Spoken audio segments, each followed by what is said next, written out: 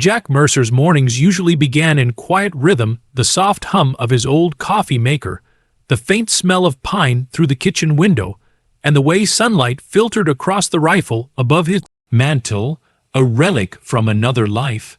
His land sat on the edge of Timberline Ridge, 10 acres of rolling woods and stubborn gravel, and the road that led to it was as personal to him as the scars on his hands. He'd cleared that stretch himself, sweating through weeks of summer heat, cutting through rock and roots until he'd carved a path wide enough for his truck. He'd even poured his own gravel, grading the slope so rainwater wouldn't wash it out. Every foot of it, from the paved county road to his porch, belonged to him. That was why his jaw tightened when he turned onto Timberline Road that morning, and his headlights hit metal.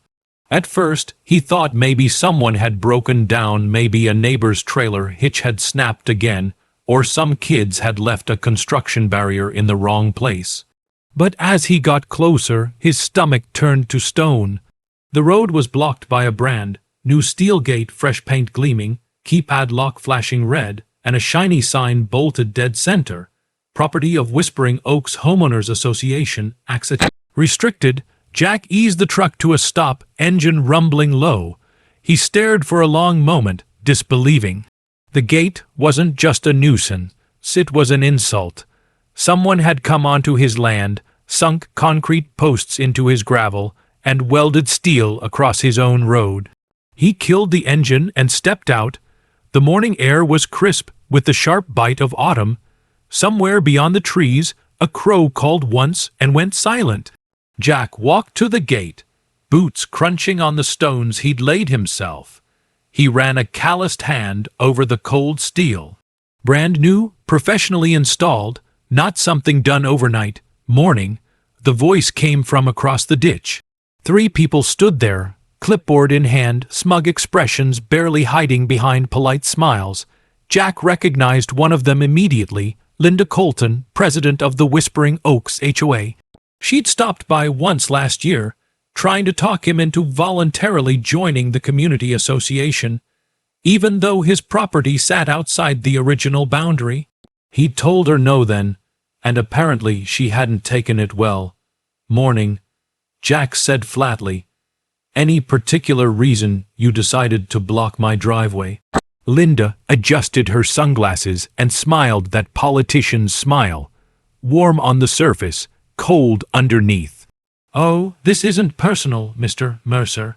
The board voted to install security gates on all access points to the community.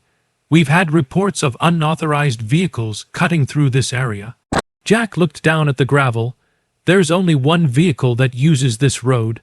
Mine, yes, and that's part of the issue. Linda said, exchanging glances with the man beside her, some middle-aged accountant-looking guy wearing a name tag that said treasurer. Technically, this section of the road falls within Whispering Oaks' extended jurisdiction. It was never formally registered as private access, so under the association's bylaws, it can be maintained and controlled by the HOA for the safety of residents. Jack almost laughed. That's a creative interpretation of the law. It's not an interpretation, she said sweetly. It's a clarification. Jack took a step closer, resting his hand on the gate. This road's been here since before your HOA existed. I cleared it myself in 2013. I've got the original survey, county records, and the deed that show this road sits entirely on my parcel. You don't have jurisdiction over a single inch of it. Linda's smile didn't fade. You're welcome to file a dispute if you feel your property rights have been violated. The board meets every other Thursday. Until then, I'm afraid you'll need to use the main entrance off Birch Hollow. The new gate will remain closed for community safety. Jack stared at her, unmoving. Behind her, the treasurer shifted nervously, clearly less confident than his president. The third board member, a young woman with a notepad, looked like she'd rather be anywhere else. I don't use Birch Hollow, Jack said quietly. That road's 5 miles out of my way and crosses 3 other private properties. This here, he tapped the metal gate, is my road. Linda crossed her arms. Then perhaps you should have joined the HOA when you had the chance. We can't make exceptions. Everyone has to follow the same rules. Jack's eyes flicked over the gate one more time. The welds were fresh, solid work. Whoever installed it knew what they were doing, but they'd made a mistake driving those anchor posts a full yard inside his boundary. He could see where his survey stakes had been yanked out, the bright orange flags missing. They'd trespassed, plain and simple. "You know," Jack said, his voice calm, almost conversational. "Back when I was overseas, we used to clear roads like this for supply convoys. There was always someone trying to block the way. Wides, barricades, you name it. Thing about obstacles is they're temporary." Linda blinked, maybe catching the tone beneath his words. "Mr. Mercer, if you're threatening to damage HOA property—" He raised a hand, cutting her off. "No threats, just an observation." He turned toward his truck. "You've got until tomorrow morning to remove this gate. After that, I'll assume it's abandoned material and dispose of it myself." Linda sputtered. "You can't just—" Jack paused at the door of his truck and looked back. His expression was steady, unreadable, but his eyes carried the weight of someone who'd long stopped bluffing. "Ma'am, you're standing on private property.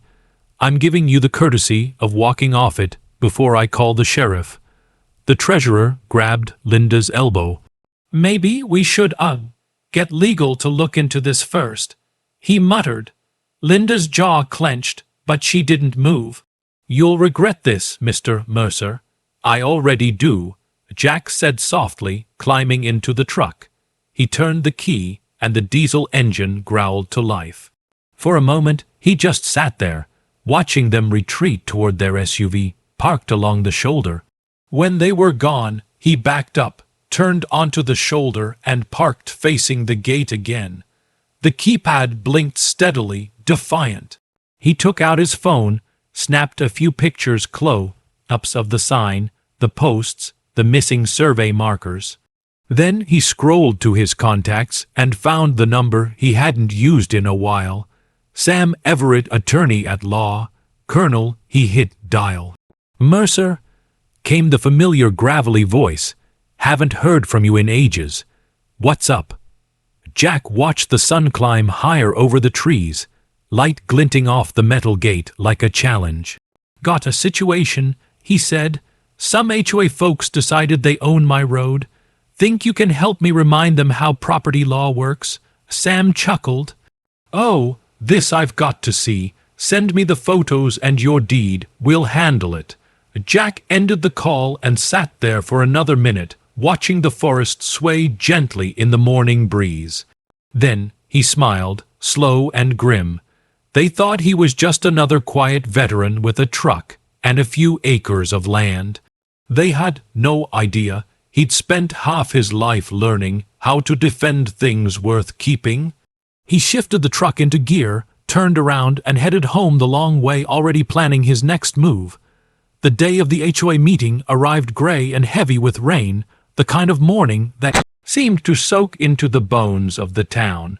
Jack Mercer pulled his truck into the parking lot of the Whispering Oaks Community Clubhouse, windshield wipers dragging across glass already streaked from the drive. The building sat at the heart of the development, a tidy brick structure with white trim, surrounded by flowerbeds and manicured hedges that looked more expensive than welcoming. He sat for a moment in the truck, engine idling, watching residents shuffle in under umbrellas. Most of them glanced at him, then quickly looked away. He'd seen that look before. People caught between curiosity and discomfort, unsure whether to greet him or pretend he wasn't there. Jack didn't mind. He'd come here for a purpose, not to make friends. He reached over to the passenger seat and picked up the thick folder he'd assembled with help from his attorney, Colonel Sam Everett. Inside were copies of his land deed, the original survey maps, property line photos, and a formal cease and desist letter drafted on firm letterhead. Every page had weight. He wasn't just walking in as a landowner.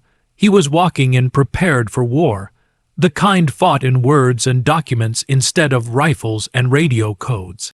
The rain eased as he stepped out and crossed the pavement. Inside, the clubhouse smelled faintly of coffee and carpet cleaner. The room was already full. Maybe 20 homeowners sitting in rows of folding chairs, murmuring in low voices. At the front sat the HOA board behind a long table draped in a green cloth.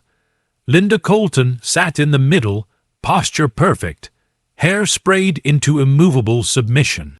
Her nameplate gleamed under the fluorescent lights. President. The moment Jack entered, the room's noise dipped.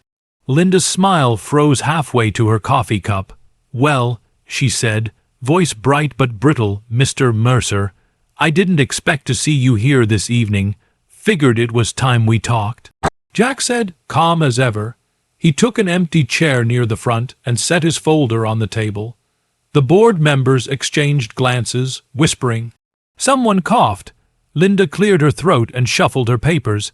"As I mentioned to you before, the HOA has jurisdiction over all communal access points, and since the Timberline extension." Jack raised a hand gently. "Before we get into interpretations, maybe we should look at facts." He opened his folder, pulled out a stack of documents, and slid them across the table. "These are certified copies from the county registrar's office. You'll find that parcel 14B, also known as Timberline Access Road, is wholly contained within my private property boundaries. It was registered as a private easement in 2013, 5 years before the Whispering Oaks HOA even existed." Linda hesitated, eyes flicking down at the documents. The treasurer leaned in, squinting. "This doesn't mean the HOA can't manage the road for community benefit," she said quickly. "Actually, it does," Jack replied. "Under state law, a homeowners association can't claim or modify property it doesn't own or have a recorded easement for. You've not only blocked my lawful access, you've trespassed, altered private land, and destroyed property markers that were legally placed." He reached for another document, a photograph of the gate, date stamped, showing the missing survey stakes. "These markers were pulled up when your contractors installed that gate. That's tampering with property boundaries. I've already filed an incident report with the county sheriff's office." The murmuring in the room grew louder. Several homeowners turned toward the board, eyes wide. Linda's smile had completely vanished. "Now, hold on," she said. "There's no need to get law enforcement involved. We're just trying to maintain community safety." Jack leaned forward slightly, voice still quiet but edged with steel. "Safety doesn't come from violating property rights, and if we're talking about maintenance, let's talk about accountability." He tapped the next sheet in his folder. "This is a letter from my attorney, Colonel Sam Everett, retired JAG Corps. It cites Title 47, Section 11B of the State Property Code. That's the section covering criminal trespass and unlawful obstruction of access to private land. According to him, your actions fall squarely under both definitions." The treasurer swallowed audibly. The secretary beside him stopped writing. Linda straightened in her chair. "Mr. Mercer, threats of legal action aren't necessary. We can resolve this amicably." "I agree," Jack said. "Here's how. You'll have that gate removed by tomorrow afternoon. You'll restore the gravel you tore up, replace my boundary markers, and issue a written apology acknowledging the HOA overreach. If you don't, my attorney will file a claim for damages, plus legal fees and punitive fines." The room went dead quiet. Rain began pattering against the windows again, filling the silence. From the back, someone whispered, "They put a gate on his road." Jack turned his head slightly, scanning the faces around him. Most of the homeowners looked uneasy, some embarrassed, others irritated. It was clear not everyone had known what the board had done. A few people nodded quietly to Jack, sympathy flickering in their expressions. Linda fumbled with her notes. We were told that section was unclaimed land," she said weakly. Then you were told wrong, Jack said. And ignorance doesn't excuse violation. I'm not here to make trouble. I served my country so people could live under laws that mean something. I expect those same laws to be respected on my property. He let that sink in. The quiet stretched, heavy and still. Finally, the treasurer cleared his throat. Maybe we should, verify those documents with the county office. If they check out, we'll schedule a removal. That's a smart idea, Jack said. But just to save you time, the county assessor already confirmed them this morning. He handed over another sheet, an official email printout with the county seal. Linda's composure cracked, her lips pressed into a thin line as she read the header. This will require a special meeting of the board, she muttered. You have 24 hours, Jack said, gathering his papers. After that, my lawyer files, and believe me, he's not as patient as I am. He stood, tucked the folder under his arm, and gave a small nod toward the audience. Appreciate your time. No one stopped him as he walked out. The rain had eased to a mist, the air cool and clean. He stepped off the clubhouse steps and took a deep breath, the scent of wet pine drifting from the woods beyond the subdivision. By the time he reached his truck, his phone buzzed. A text from Sam Everett lit the screen. County backed you up. They'll serve notice to the HOA by end of day. You did good, Marine. Jack smiled faintly and slid the phone back into his pocket. The next morning, when he drove toward Timberline Road, the gate was gone. The posts had been pulled, the keypad removed, the sign nowhere to be found. In their place stood a small orange flag marking the reinstalled boundary line just as it should have been. He slowed to a stop and rolled down the window. The gravel looked the same as always, the trees whispering softly in the breeze. The world was quiet again, just the way he liked it. For a long moment he sat there, watching the road stretch ahead. A road he'd built with his own hands, defended with his own will. Then he smiled low and satisfied. Freedom, he thought, isn't something anyone gives you. It's something you protect, every time someone forgets who it belongs to. He shifted into gear and drove on, gravel crunching under the tires, rain fading to sunlight through the trees.